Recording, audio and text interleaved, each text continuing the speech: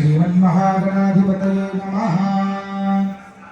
जेतुं यस्त्रिपुरं हरेण हरिणा व्याजाद्बलिं मथनतां सृष्टुं वारि भवोद्भवेन भुवनं शेषेण धर्तुं धराम्।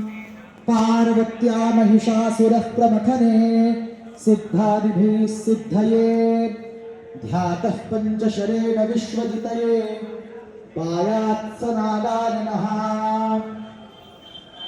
यब्रह्मा वरुणे